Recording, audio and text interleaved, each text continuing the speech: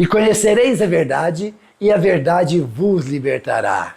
Olá, irmãos. Que a paz de Cristo entre agora na sua vida, na sua casa, no seu lar, na sua família. A palavra de Deus nos alerta em tanta coisa e eu queria deixar uma mensagem hoje para nós. Chega da síndrome de gafanhotos. Uma mensagem que certamente impactou meu coração e vai impactar o seu também. Vamos para a nossa vinheta.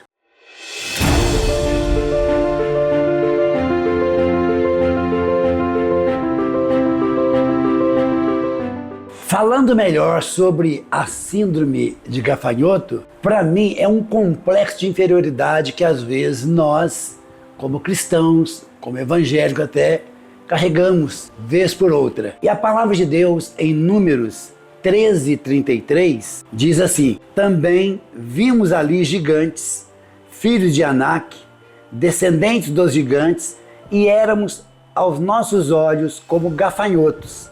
E assim também éramos aos seus olhos. Quando o povo de Deus saiu da terra do Egito para ir para a terra prometida, que é o que Deus houvera prometido para eles, depois de 400 anos que eles sofreram ali no Egito como escravos, a primeira coisa que aconteceu que o povo havia saído da escravidão, mas não havia entrado ainda na terra prometida. E Josué pede para eles irem espiar a terra. Também da mesma forma, nós saímos do mundo de pecado, do mundão que era o nosso Egito espiritual, mas nós ainda não chegamos na terra prometida, que é o céu. Esse paralelo eu quero fazer em relação ao primeiro ponto, ao primeiro passo do povo de Deus que saiu da terra do Egito para a terra prometida, a terra que mana leite e mel. Segundo, dos 12 espias que Josué mandou para espiar a terra, só 2 voltaram falando bem da terra. 10 voltaram enxergando problemas, falando mal. Eles diziam que eles não enxergaram coisas boas, eles só enxergaram gigantes, problemas, dificuldades. E olha que eles tinham a promessa de Deus, mas eles imaginavam como vamos lutar com aqueles gigantes. Aqueles gigantes vão nos destruir. Eram homens altíssimos, homens com mais de 2 metros de altura, e eles ficaram intimidados. 12 espias, 12 homens de Deus. Josué escolheu líderes, pessoas comprometidas com coisas boas. Eles foram espiar, mas o relatório de 10 deles foi negativo. Ah, Josué, nós não temos condição de entrar na terra que você quer nos levar, porque lá tem muitos gigantes, grandes homens com grandes armas, e nós vamos ser fulminados. 2 falaram bem, Caleb e Josué. Os 2 disseram assim: sim, lá tem gigantes, lá tem homens valentes, homens perigosos, mas o nosso Deus é poderoso, o nosso Deus nos tirou da terra do Egito, nós atravessamos o mar a pé enxuto. Quantos milagres Deus fez no deserto, e vocês estão com medo? Às vezes as pessoas dizem que a razão está com a maioria. Nesse caso aqui não estava, porque eram 12 e a razão de Deus, a razão verdadeira estava com os 2, Josué e Caleb. Só 2 voltaram, que era Josué e Caleb, falando bem, com altruísmo, como verdadeiros cristãos, verdadeiros homens de Deus. 10 deram um relatório negativo. Se Moisés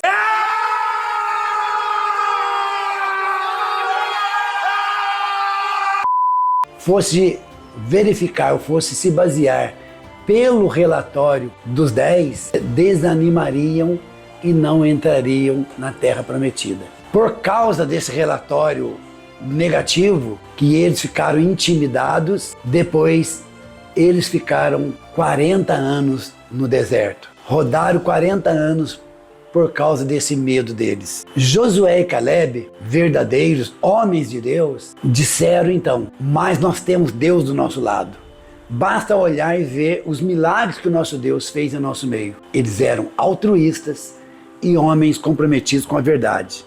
Em terceiro ponto, é que enxergue sempre com os olhos de Eliseu e nunca do seu moço. Um dia, um moço de Eliseu também chegou no monte e disse para Eliseu: Eliseu, nós vamos ser fulminados, porque tem um grande exército, grandes exércitos, vem contra nós. E Eliseu orou a Deus e falou: Senhor, abre os olhos do meu moço, porque ele não está enxergando o que eu estou enxergando. Eliseu estava enxergando o exército de Deus que estava em favor deles, mas o moço de Eliseu só enxergava os inimigos. Você já observou que na sua carreira cristã, na sua vida espiritual, vez por outra você enxerga os problemas muito maiores do que eles são? Isto espiritualmente é a síndrome de gafanhoto.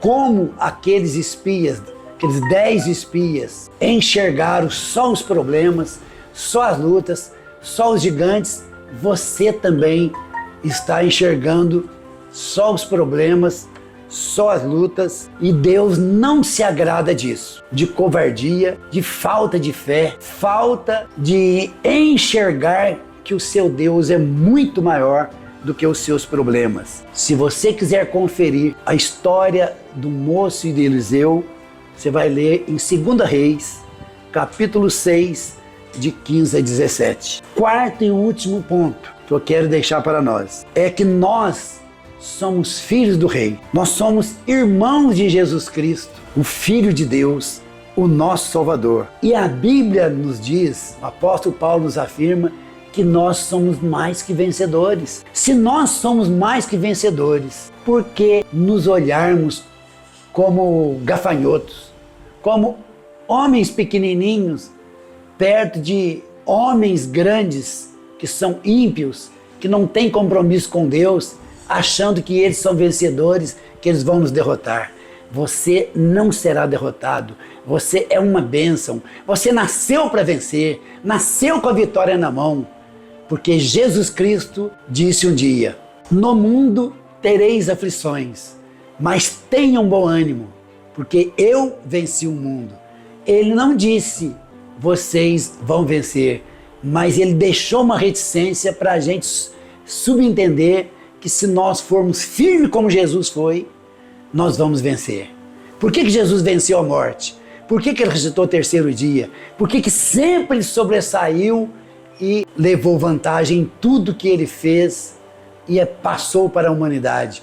Porque ele nunca desanimou, ele nunca se entregou,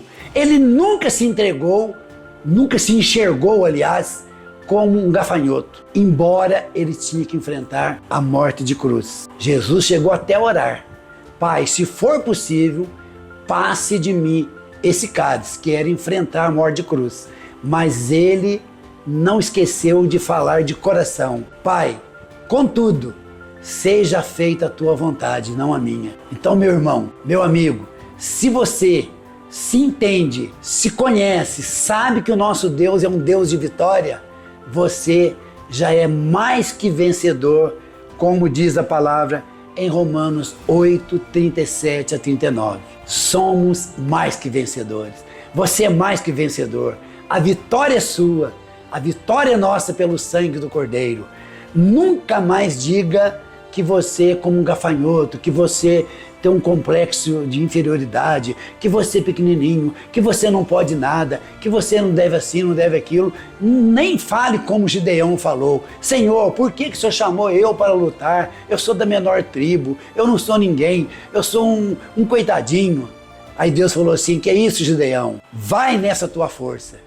Meu irmão, minha irmã, vai nessa tua força, porque você é mais que vencedor. Curva a sua cabeça agora e ore comigo.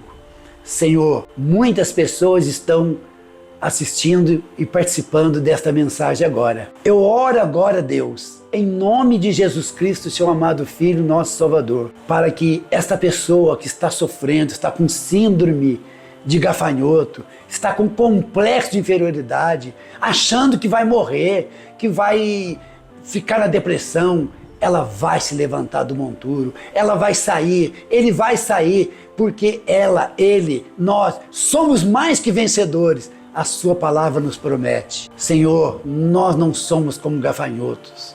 Nada da síndrome de gafanhotos na vida dos teus filhos, teus servos. Nós somos irmãos do Senhor Jesus Cristo. Nós somos co-irmãos e co-herdeiros com o Senhor, porque o Senhor venceu por nós. O Senhor foi para a cruz, morreu, foi sepultado, mas ressuscitou ao terceiro dia e nos deu a vitória. Muito obrigado, Senhor. Levante essas pessoas que estão acabrunhadas, que estão doentias, que estão num pó, que estão aí para baixo, e coloque-as em posição de vitória, em nome de Jesus Cristo. Amém. Até a próxima mensagem. E conhecereis a verdade, e a verdade vos libertará.